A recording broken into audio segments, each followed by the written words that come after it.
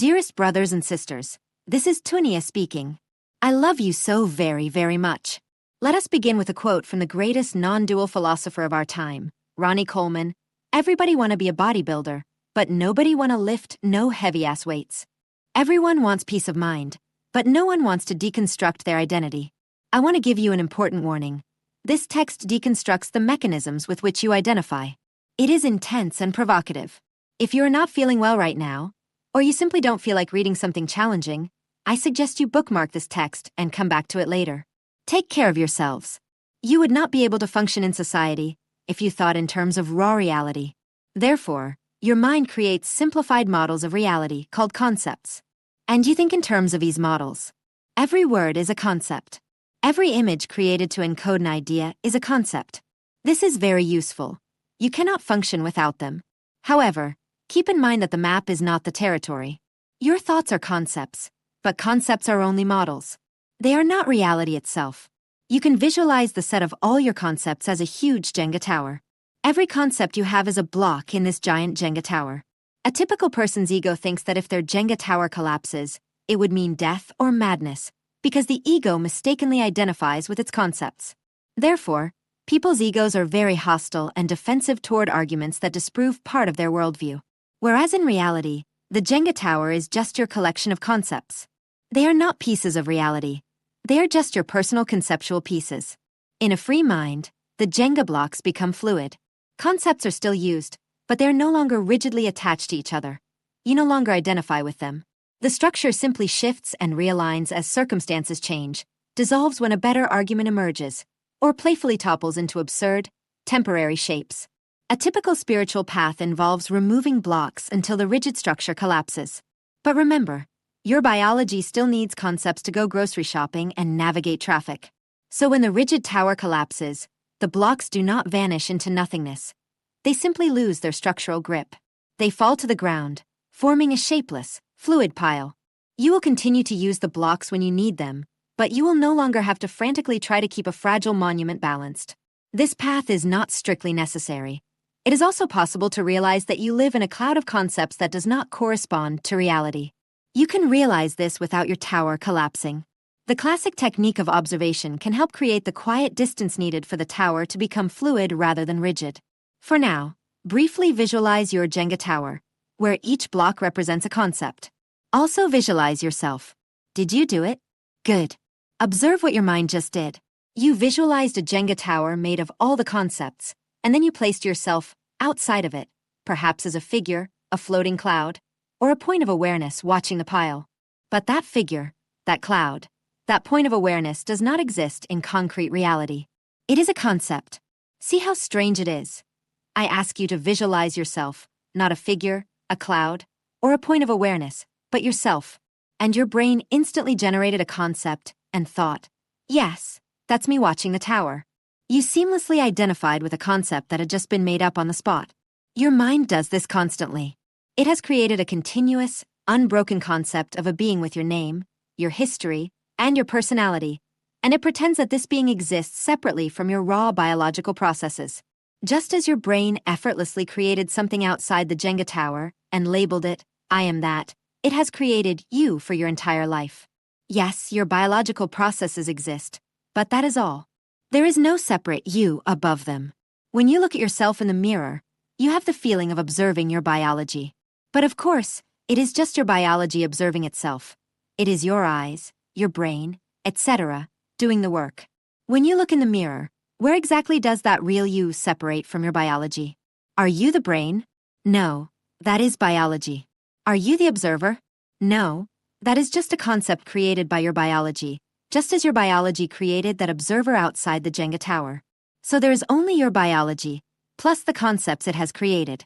The person you believe yourself to be, the one separate from your biology, the one with your name, is just a concept, built in the exact same mental factory that just fabricated your imaginary observer. All of your concepts are inside the Jenga tower, right? So how is it that a concept of yourself that you just created through visualization is outside that tower? Did you believe you were a being outside your conceptual tower? You are a concept. You are a block in the tower. You are not the one controlling the concepts. You are one of the concepts. You are not the player controlling the game. You are one of the blocks. Close your eyes for a moment. Step away from your thoughts and perceive the raw physical sensations manifesting in your body at this very moment. Do this for about 10 seconds, or even longer if you prefer. After doing that, did you feel your tower tremble terrifically? Or did you simply comfortably disagree/comfortably think, yes, very clever/comfortably create a new conceptual block and add it to your tower? Take a moment to look for the imaginary outside player of the game. Set aside all your concepts and biological processes for now and see, is there anyone there? You might intellectualize by saying, I am, or something similar, but these are still concepts. I am is simply the concept. This is pure reality, not a concept. Even that is still a concept. Moreover, I am is obviously not what you or others are referring to when using your name. Furthermore, you would not be thinking I am right now without a physical brain. Even if you claim to be pure awareness, if you removed your brain from your skull and then asked yourself who you are, you, the one who bears your name, would you experience non-dual awareness? Of course not. The biological organism would be dead, and the factory producing the concept of, this is me, would no longer function. Awareness, as you personally experience it, would no longer exist. And the omnipresent awareness out there obviously does not answer to your name. If you want to answer, is there someone other than my concepts and biological processes? I don't know. Think about it. If there were someone there in the flesh, you could point directly to them and say, that is me. It's not a concept. It's not pure biology. It's the precise entity that bears my name in everyday life. But you cannot find anything like that. There is no one is your actual observation. I don't know is just the ego assuming. There must be someone here. I just can't see them right now. So let's call it a mystery. You looked inside a room, saw there was no one there, but assumed there was someone, so you said, I don't know. But the observation was clear. There was no one. If you had actually looked inside and seen someone in a corner, you would have simply pointed to them. Stop assuming that the person with your same name must be somewhere in the room. Look for them. You don't find them. The room is empty. If you think you have found someone, look more closely. It might be raw biology, a conceptual block, or something that does not answer to your name. There is only a functioning biological machine. The self-concept, a Jenga block, has been generated by the biological machine in order to more effectively secure resources and procreate. How to achieve enlightenment? Enlightenment means integrating the lived awareness that the one who worries about their health, the one who is upset about not being liked enough by others, or the one who is panicking about money, is nothing but a block inside that conceptual Jenga tower. There is no outside player who can be harmed. It's just a block that is agitated. So next time you feel stressed, observe the mechanism in action. Worry about your reputation assaults you equals. You take a moment to feel it equals, then you think, who is the one worrying about their reputation? Oh, right. The feeling is real, but it's just a biological mechanism defending a block. Or, you are annoyed by someone equals. You take a moment to feel that sensation equals, then you think, who is the one feeling annoyed? Oh, right. The feeling is real, but it's just a biological mechanism defending a block. Keep repeating this recognition as situations arise, until you reach enlightenment. A genuine, spontaneous laugh is a very good sign. If you are thinking, this isn't enlightenment, it's just a scientist's way of thinking, do not confuse the ego's stated beliefs with its actual functioning. The scientist sees himself as a mostly objective, rational brain that stands outside the Jenga tower, observing and analyzing it. This is just another version of the illusion of the figure outside the tower. The scientist does not actually act as if he is a concept generated by his biology.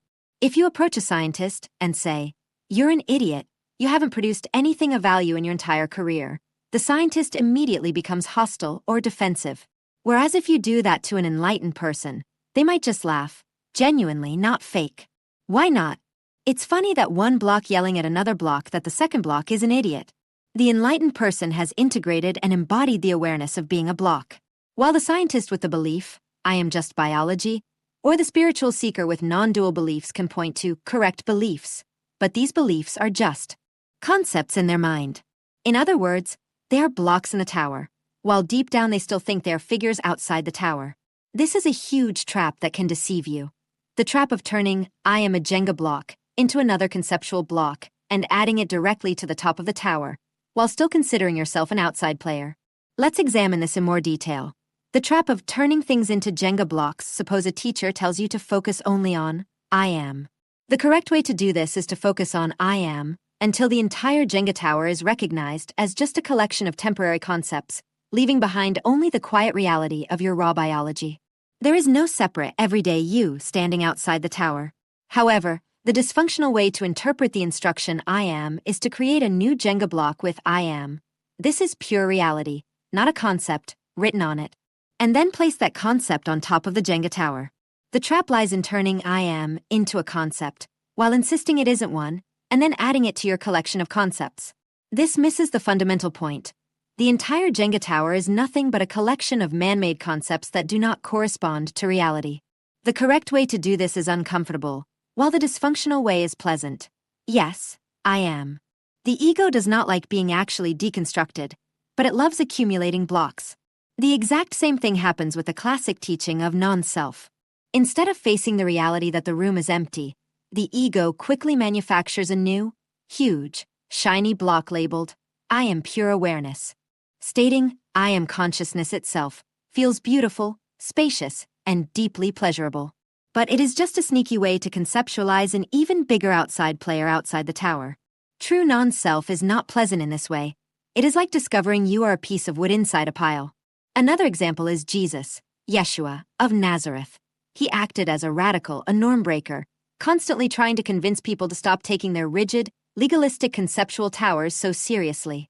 As a result, people turned the statement, Jesus is the Son of God, into the second biggest conceptual obstacle of all. The Pharisees built an impressive conceptual tower. Jesus came and told them to stop. Western society reacted by turning Jesus into a huge block that they then reinserted into the tower. He explicitly warned against this very trap in Luke 6 verse 46. Why do you call me Lord, Lord, and do not do what I say? In other words, stop turning me into a concept. Instead, face the terrifying reality that your everyday self is a brick in the tower, and look at the living reality that remains when you stop worshipping deadwood. But instead, people worshipped the one pointing to liberation, rather than letting that reality dismantle their own towers. If you asked certain ancient masters whether they are enlightened or what enlightenment is, they might refuse to answer, give a nonsensical answer, or even hit you with a stick. It wasn't mysticism. They simply refused to add a new piece to the tower. This mistake repeats often. A teacher tries to make someone understand that their Jenga tower is not reality, but just a collection of fluid, man-made concepts. The spiritual seeker listens, feels some resonance, but then turns that idea or that teacher into a new concept and places it on top of their Jenga tower. They feel proud and wise, but they have completely missed the point. They still think their Jenga tower of concepts is an unshakable tower of reality to be defended, rather than seeing it as just a silly, fun construction. Many spiritual people focus on collecting new, cute conceptual blocks to add to their tower. They think this represents spiritual progress. Or they seek a master not to help them understand that all towers are just wood, but simply to erect a shiny, reassuring spiritual tower right on top of their mundane one, adding a new, splendid layer to the static structure they mistake for reality. Even if you possess the perfect spiritual conceptual tower, as long as you think you are the undisputed master observing it from outside, you have not yet achieved enlightenment. The person with the immaculate conceptual tower is often a bit dogmatic, predictable, inflexible, self-centered, attached to a specific identity, ineffective, and reluctant to be unspiritual or to look bad. Conversely, when the tower is seen simply as a wooden structure, functioning becomes fluid, playful, and completely detached from any worldview. Because the conceptual structure adjusts automatically, behavior becomes unpredictable to others, extremely effective, and completely free from arbitrary norms. Compassion and immense willingness to help others can arise spontaneously, without the heavy burden of personal sacrifice. Because, of course, your hand brings food to your mouth, and it is obvious that you help others. Unspiritual blocks are used with the same ease, and unspiritual forms are assembled without hesitation. Why not? After all, no temporary architecture is raw reality. A quick question. Consider the statement, my only political position is that I'm pro-Boeing. Think about it for a moment. Is this good spiritual teaching? It is great teaching, because it is almost impossible to turn into a noble or advanced conceptual block. You cannot be proud of it. You cannot use it to signal to others that you are an evolved, high-vibration being. If you rationalized, you are adding blocks to your tower. If you laughed, you caught the fluidity. Anyone with a fixed identity that they ideally want the world to recognize such as spiritually evolved person, remains ultimately attached to the specific shape of their conceptual tower. If you think you are free because you play with conceptual blocks as you please, but you only use them in ways that benefit you, then you are still overly attached to the current state of your tower, including the you block embedded right inside it.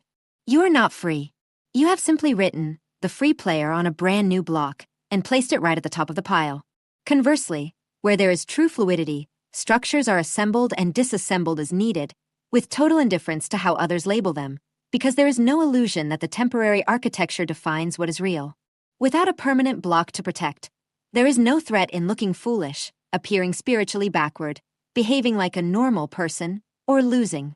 I know a wobbly tower feels like death, but if the illusion of its solidity collapses, here comes the freedom you were looking for.